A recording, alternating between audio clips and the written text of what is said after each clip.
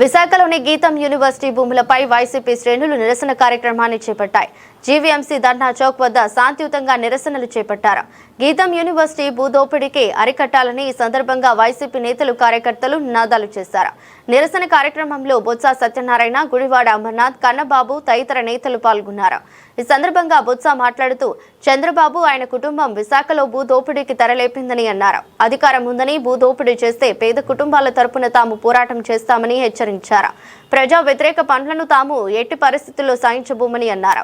ప్రజల ఆస్తులను కాపాడటమే లక్ష్యంగా ఈ నిరసన కార్యక్రమాన్ని చేపట్టామని తెలిపారు. సభ్యులందరం కూడా వెళ్ళి ఈ దోపిడీని అడ్డుకట్టడానికి ప్రయత్నం చేస్తాం. చేసిన ఇక్కడికి వచ్చిన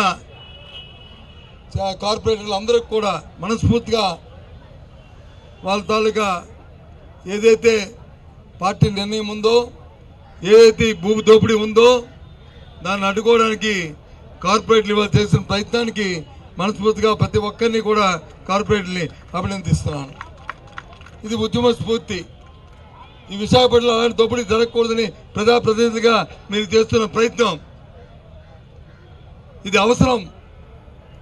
ఏదైతే కూటమి ప్రభుత్వం, తెలుగుదేశం ప్రభుత్వం ఇవాళ చంద్రబాబు నాయుడు గారు ఏ రకంగా ఈ దోపిడీ చేస్తున్నారో దాన్ని అడ్డుకట్టేయడానికి ఉన్న మన కార్పొరేట్లు అందరూ కూడా ఇవాళ చేసిన ప్రయత్నానికి నిజంగా హ్యాండ్స్ అప్. ఇవాళ చూశాను కౌన్సిల్లో, నేను కూడా కూర్చున్నాను. వాళ్ళకి అధికార బలం ఉందని, మతం ఉందని, అధికార మతంతో ఉన్న సంఖ్యాబలంతో మన కార్పొరేట్ల మీద దౌర్జన్యం చేసి సుమారు 8 మంది కార్పొరేట్లకు వచ్చి వాళ్ళు వచ్చి మరి దెబ్బలు గాయాలైనాయి.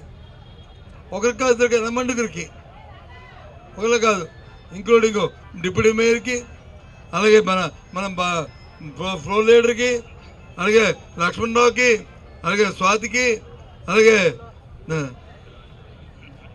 జానగ్రామ్కి, శంకర్రావుకి, వితిన్ జైన్కి, వీళ్ళందరికీ చూస్తున్నాను నేను ఆ దౌర్జన్యాన్ని. ఏ రకంగా చట్టాన్ని చేతితో తీసుకుంటున్నారో, ఏ రకంగా వాళ్ళు ప్రవర్తిస్తున్నారో. ఇది జీవీఎంసీ ఇవాళ పుట్టలే.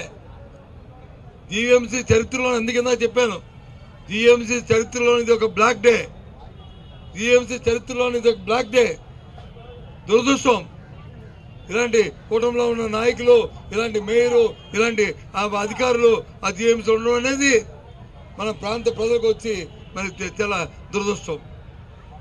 ఇప్పుడు చూడలే, దోపిడీని వచ్చి ఎవరైనా అడ్డుకట్టేయడానికి చూస్తారు కానీ దోపిడీని ప్రోత్సహించడం అనేది ఎప్పుడు చూడలే.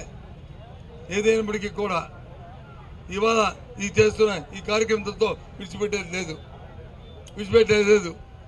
ఇవాళ మనందరి సాక్షిగా విశాఖపట్నం ప్రజలందరికీ తెలియజేస్తున్నాం, ఈ రాష్ట్ర ప్రధానిగా తెలియజేస్తున్నాం, ఇది ఆరంభం. ఈ భూదోపిడీ ఏదైతే చంద్రబాబు నాయుడు కుటుంబం చేస్తున్న ఈ భూదోపిడీకి అడ్డుకోవడానికి ఇది ఆరంభం. దీని మీద కార్యాచరణ రూపొందిస్తాం.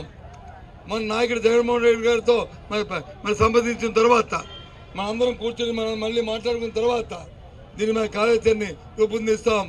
ఈ మహానగరంలో ఉన్న ప్రజల్ని, మేధావుల్ని, వివిధ వర్గాల్ని దీంట్లో భాగస్వాములు కావాలని చెప్పి మనస్ఫూర్తిగా ఈ వేదిక మీద నుంచి వాళ్ళు కూడా కోరుతున్నాను. మళ్ళీ మనం చేస్తున్నాను.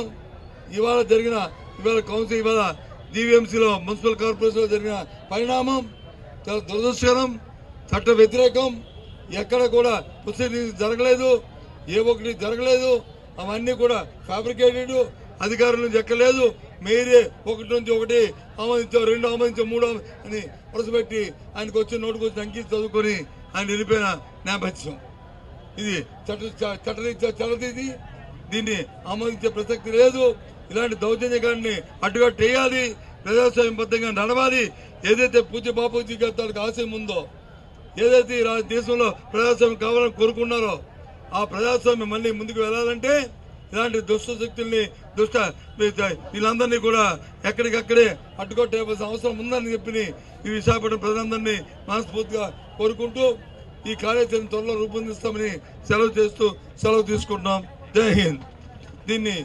ఈ నిరసన కార్యక్రమాన్ని ఇంతతో ముగించి ఈ కార్యాచరణని జగన్మోహన్ రెడ్డి గారు మా పెద్దలందరూ కూర్చొని మాట్లాడిన తర్వాత మళ్ళీ కార్యాచరణ రూపొందిస్తామని తెలియజేస్తూ ఇంతటితో సెలవు.